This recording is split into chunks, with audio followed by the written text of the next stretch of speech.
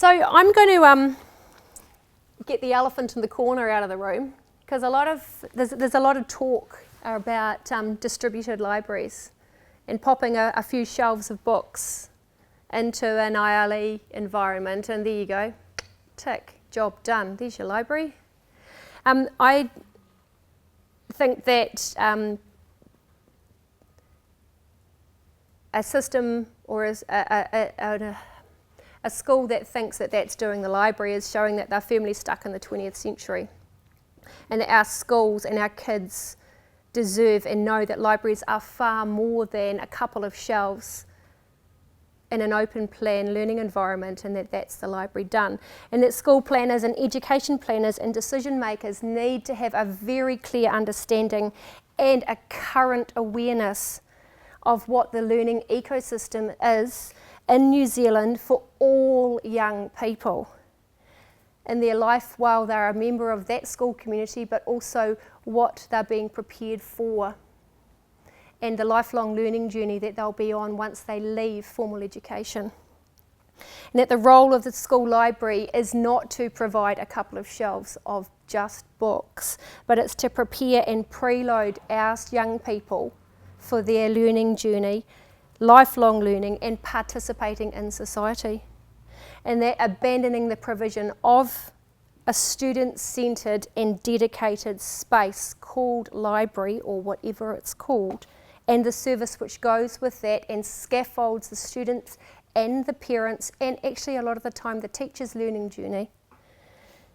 That creates an equity in that lifelong learning journey and also around literacy.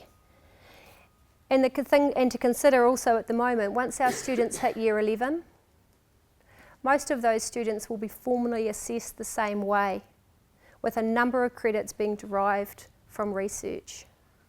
And if a student has experienced from 5 to 12 years, from being 5 through to 12 in a school which doesn't have a library, then they have 2 years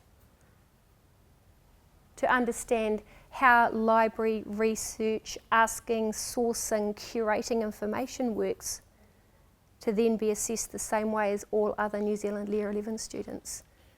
It doesn't seem very equitable. And even when you just talk about this with tertiary providers, their assessment hasn't changed. They still rely on a lot on research and students being assessed through often the creation of research to demonstrate what they understand. So a few years ago I wrote a blog post for National Library and said, expecting a couple of shelves of books in an MLE or an ILE to replace the library is like thinking you can do your grocery shopping at a dairy. You'll get a basics range, but you're never going to get the deli. For many decision makers, making decisions about library yes, library no, money in, money out, and library service, they're in a position often to not need a library themselves. From their own socio-economic position, can decide to buy or have other avenues to access information. But libraries have always been that place in the community that serves everybody, regardless of what is in your wallet. And I think it's a really important thing to consider, taking it from the big library ecosystem like here, and a community library, to school. And school libraries, we meet the needs of those students that don't fit in often anywhere else in the school. We are that safety net. We are that safe place with safe people to support them, whether they're using our resources or not.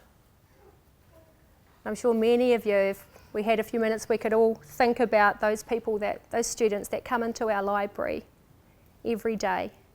And we meet a social need as well as a literacy or an information or borrowing, using resources.